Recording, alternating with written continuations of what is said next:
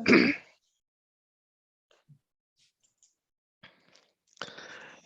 So, name is Emo Yango, and I'm a network coordinator for Identity and Mission Cluster Team, and it's under the Church and Youth Mission Unit by um, network coordinator. That includes pieces of work from racial justice to interculturality and intersectionality. It also includes migrant church work, migrant workers, and disability and accessibility and other things that comes along the way, including work with the Palestinian Israeli issues called Just Peace. And so I started in 2019 in the what used to be called the Discipleship and Witness cluster that got replaced by Identity and Mission. When I first started, the first thing I did was look into the history of the United Church of Canada and dug in and look at the resources they're being put out and all that. One thing I found out is that there are a lot of good resources with the United Church of Canada's archive or even in the website. And so much so that I went to Michael Blair, who was the executive minister at that point, and said, do you folks realize that you can sell these outside the church? And there is a big demand for these because a lot of other denominations and churches and even mission organizations are looking for these type of resources. I say that because I know there's been talk about, you know, the numbers of our congregations are dwindling, but I'm not sure if the church as a whole have seen the big picture of what they have and what they have produced. And I think there's more things to affirm than look at and say the negating things that might be distracting to the work. And so that to me was an eye opener because when you normally hear about the United Church of Canada, you see the mainline denomination that's dying. Um, Granted, in probably in rural areas, we have those issues, but there are also a lot of vibrant work that's happening and life in other corners. And I think that's the part of the story of the United Church of Canada that people are not hearing or that's not being quote unquote being sold. Yeah. So I that to me is the United Church of Canada.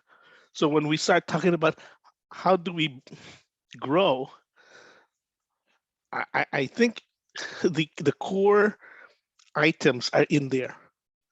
It's a matter of how do we bring it up to the surface, and so people can actually enjoy and use them.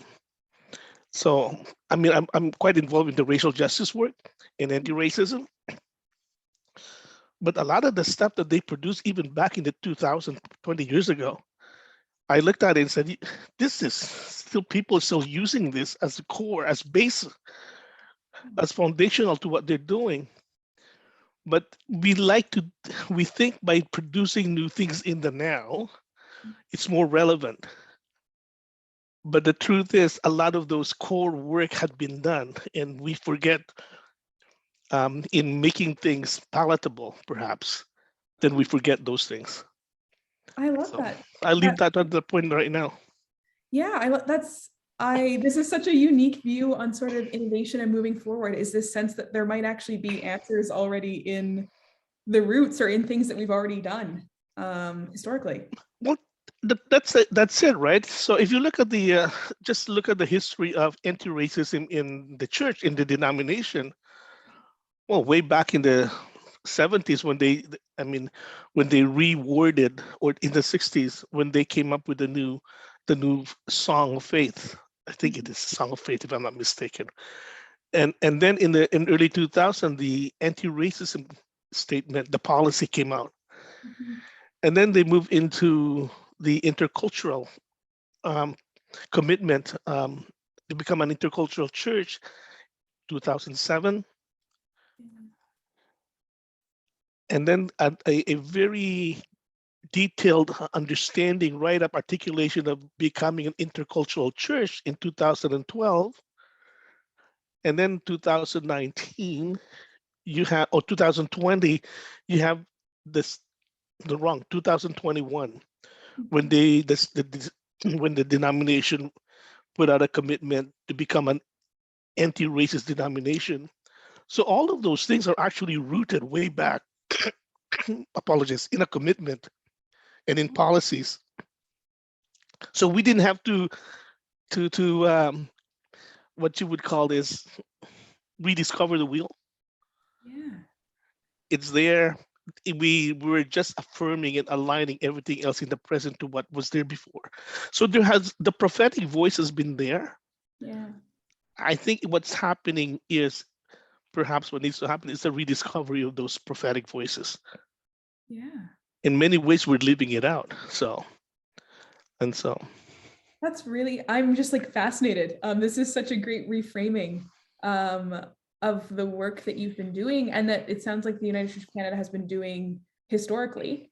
It's just about finding these artifacts along the way. What's been maybe the most unexpected or shocking or surprising part of this story for you? well, the surprising part for me is that because those were put out way quite ahead of its time, Yeah. the voices, the centered voices or the centered lens remain white. Hmm. And I would have thought, because the prophetic voices were coming out, then there will be changes right into the system. Yeah. And I'm not sure why. Well, I think we can trace it, but the non-white voices, or the racialized voices that we would use the term now, I think there was a break in the way it was being nurtured, or it was probably nurtured in an unhealthy way. If we look at back at the structure, and that's my observation. That's not Yeah. United Church perspective, right? But in my research, that's why it's quite. Um, I wouldn't use the word challenging. It's quite health. It's a healthy environment for me Mhm. to dig. And as you dig, you see all the affirming things. And so but it's, those stories need to come out. Mhm. And I think if you and I, as racialized folks, are reading it, Yeah. and that's a story that's out there, maybe we will have a better visibility, or more visibility in the structure, in the system, much earlier than what it is now. The understanding, of course, of the relationship between in what we call the anti-racism framework um, has changed quite a bit. Mhm. But I think mostly what I find out is that sometimes white folks they want to know the answer to a question, but the questions are posed differently. And so when we hear it traumatically, with trauma, rather than being affirmed. And so the conversations then stop. Mhm. Now I hope the conversations are finding a healthier space Yeah. where the understanding, the white folks are understanding what we mean by trauma, what we mean by I'm being triggered. Yeah. And so Mm. anyway, Wow. And have you started to see that shift in conversation, or that sort of restarting of conversation in your work? gladly I have, Mhm. especially the attempts are there. I Mm. think we're learning, but because we're attempting, especially the folks up in the leadership roles, in my conversations with them, there's more awareness. Now, we just cannot stay in that space of awareness. Yeah. As we add more knowledge, then we have to move on to something. What do we do now together? I think we're in that pathway, but we're not all walking at the same time. And in the bigness of United Church of Canada is that everybody is in different um, corners in that pathway. So when you talk about intersectionality and the way intersectionality use corners in its discourse, we're not only looking at different people in a corner, but different people in different corners. Yeah. And so, but that I guess that's good because that's diversity. If we're able to learn how to accept that, Mhm. and then some of us will walk faster, some of us are walking slowly. I think probably I think that is the strength of the United Church of Canada. Mhm. If we learn how to wait for each other and pull each other and push each other without without fighting for our own spaces. What it means is that, okay, I know there's spaces here for everybody, and we'll move along in different um, degree of speed. Mhm. But I think when we say interculturality, that's probably what we mean. The whole understanding of differences, but also understanding that we have to be fair to each other. Mhm. So Wow. And I guess a huge question then that you maybe don't have an answer to, what does that mean about what's next for this work within the United Church and for you specifically? so for me, because of the work pieces in my basket, um, I've been really leaning towards using networks, that structure, where as a staff working within those within the tool of networking, I get to hear a lot of stories, but I also get to hear how people are thinking of how do they want to, and the word is not solve. How do they want to address the issues, as well as find ways to live into the commitments of the church, so that those issues will be. I don't want to use the word solved because solving problems is not the end goal, because there's always going to be problems, issues, right? Mhm. So how do you live healthily with each other Mm. as a Yeah. family or as a community of faith? And so, but always understanding that the difference will never go away. And so I think that is where the challenge is for me. But that's where also I'm living. When I say I'm living, I'm using in my work those networking areas, spaces. So in those networking spaces, then folks actually begin to to bring out their voices. Yeah. Might not agree with them, but is their voice, is their attempt to live it out. So, for example, one thing right now is that the disability ministries that we have, and there's a network. So we're working on a training manual, disability training manual for staff, and it's their work. They're putting it together. I'm there to help as a staff to facilitate and support, but the whole idea of what should be in there and what the staff needs to know is not coming from inside, but it's coming from outside. So that they're now in that sense, their contribution is to strengthen the staff in how the staff responds to disability and accessibility, things that we are committed to do, to work on and to work with. So that's one example of that.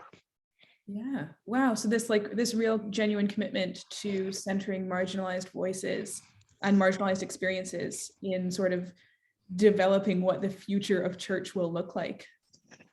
True, and that's where we also see the intersectionality of the voices in the United Church. So there's not just one homogeneous United Church that when people from the outside, you think everybody is the same. Yeah. And so the other part is that we have several ethnocultural networks: Filipinos, Chinese, Koreans, Black clergy. The Latin Americans want to get together again to do something together. But what's happening is that when they come together, Mhm. they find out, oh, we have common concerns, but how do we bring it out together, not as one, Mhm. but as they still maintain their differences in terms of ethnoculturality, but they're able to come together and address some issues. Yeah. And the most recent one was writing a letter to the church about the racial discrimination that African descent and South Asians were experiencing in Ukraine, in getting out of Ukraine. Yeah. That's hardly that was hardly presented or represented in our media, mainstream media. And so just by putting it out and them talking together and understanding, it needs to come out. It needs to be voiced out. That's the space now that the church is actually, I would say, providing or making spaces. And I think the church is doing its attempt to invite those voices. Mhm. But even the word invite is a language of colonial um, intent. Yeah. See, whose space is it? And so it's a space that should be open for everybody. And so Yeah. that's, I think, one of the things that I think in the United Church anyway, we continue to strive and to work Yeah. the evolving language issues or capacity that we have. So Wow. Yeah, I think this piece, like what I heard you say around like offering strength and support so that we don't, and I think the risk is always there to collapse difference. And then that can be maybe a tendency for groups or organizations or denominations to go towards, is this sort of inclusive umbrella, but actually maybe pulls away from people's identity or makes identity disappear. So this sense of giving networks opportunity to gather and have this kind of crosstalk and this mutual support while still building a sense of firm identity is so needed. Huh. it is. Actually, that network, the request for all those ethnocultural networks to come together came from the Black Clergy Network, and the reason for that is we need to learn more from each other. Yeah. It took another year to get everybody together, but now that it's on, I think the conversation is happening, and it's to the good health of the church. Yeah. It benefits the denomination as a whole. Yeah. So. Wow, really cool. And I mean, I always checking in with folks, we are like a faith-based group. This is faith-based work. So where, or do you see that this is, a faith journey, or is the spirit alive in some way in the work that you're doing or what you're seeing in relationships that are being built? I think, sorry, it's faith-based, but for the folks involved, even our ministers, they do understand that their work, although their key work, their professional work is within the community of faith or what we call the church, it's still being informed by what's happening outside. So there's no disconnect to the what's outside. So when we put together our racial justice program or anti-racism program, we still are very open. We're not the only one who can offer this to you. If you can find it somewhere else, and if you feel that's more appropriate for you, go ahead and get it there. So it doesn't need to be church centered or what we would call faith. I have to use it very carefully. I was going to say faith centered. What I mean by that is the faith is not the end and all in terms of information that we receive and how we respond to things.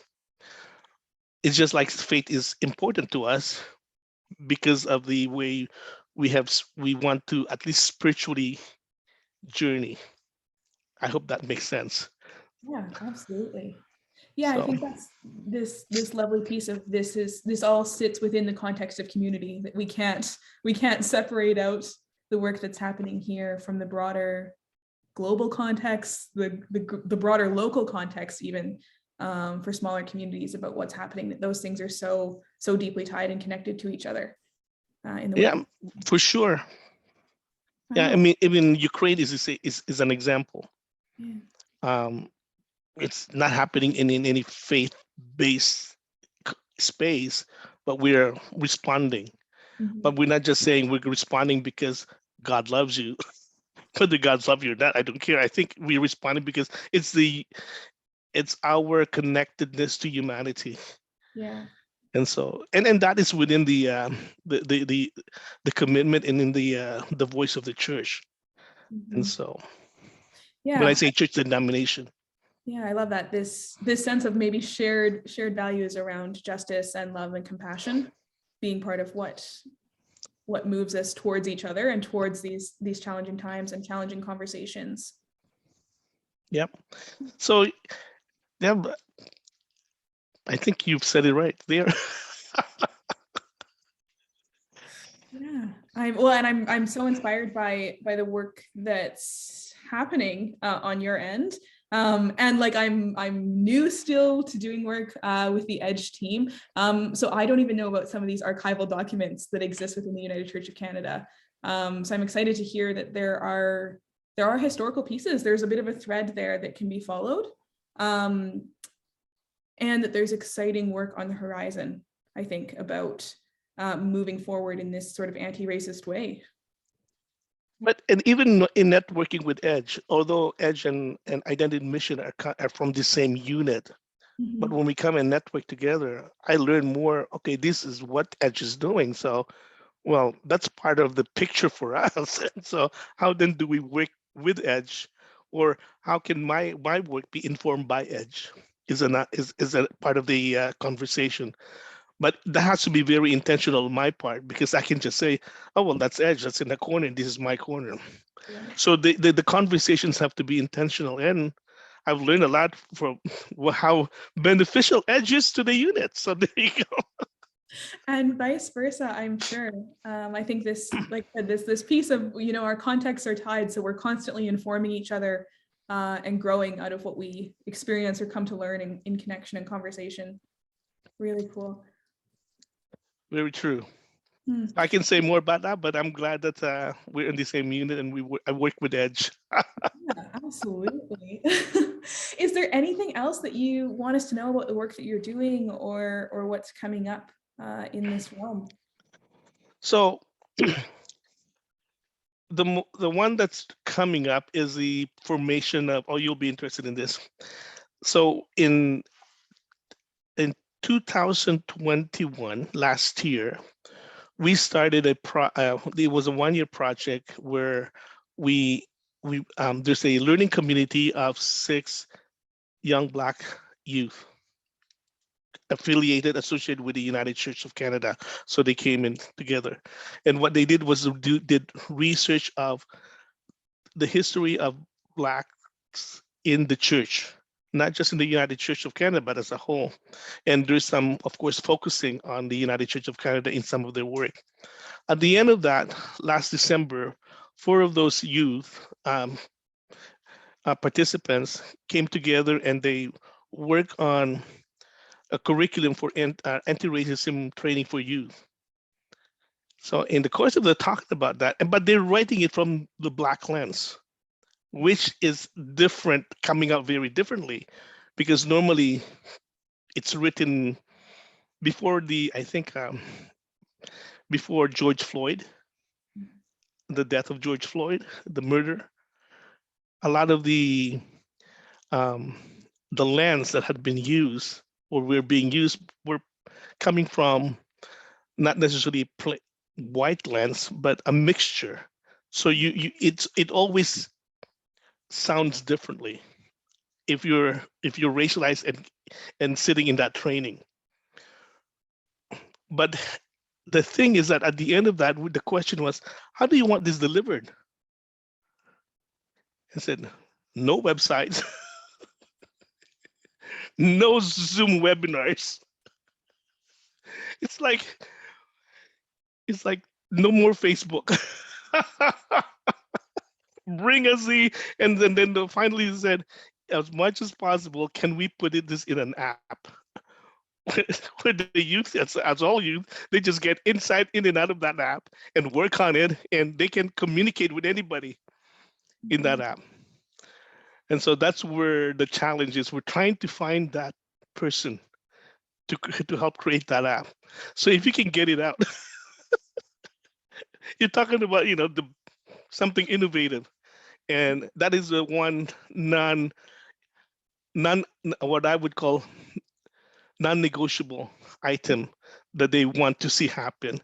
Because yeah, we can do the curriculum, put the training out there, but if it's not going to be used because the the delivery um, item is not one that they want to use, then what's the sense? And so that's one of the innovative things that I think is in the horizon for us. Very cool. So Wow. there are other things that are happening, but because of the new strategic plan that the United Church as a whole is going through, we just have to put some of things suspended in the air, suspended, but it's there. When we're able to pick it up, then we'll pick it up. But that's one thing that's ongoing. That work there, that's not going to stop. So besides, it's in our commitment right now. Yeah. And look, I love that. That's such a great display of letting young people lead and letting young people have a voice at the table. I'm like, yes, an app. We got to find someone to get on this app. And hopefully we'll pay. No, we. Well, here's the other thing: you cannot hire anybody, or you cannot ask for volunteer from Generation Z and the younger millennials and say, "Can you volunteer?" The next question is how much. So there's that language, and there's also that agency that they're saying, "This is who we are. Value our work. If you want us, engage." Yeah. And I think we need to honor that. And I think that's also one of the things that the United Church will be learning along the way. Yeah. And with this new strategic plan, I'm hoping that we figure that out as well. Yeah. So great. Well, I'm thrilled. I'm so excited. I'm like, I want to meet all these young folks who are doing this work. And I think it's a real beacon of light for me about like what's new and innovative beyond what I can even conceptualize. Well, Embracing the Spirit is responsible also for funding that project, promotional, Nice. which is under the staff at the EDGEy has been part of. And so I just want to put that out because, again, the intersectionality of work and how we help we've been helped and informed by other work. So Very cool. Amazing. If folks want to find out more about any of the work around anti-racism or intercultural networks, the work that you do, where can they go to find that info, or how can they get in touch with you? you can just give my name, my email address to them, Okay. as well as actually everything is in the website. Cool. I think we have tried to make the website manageable and easier to serve, but who knows? There might be another time that it will be continue to be upgraded. So.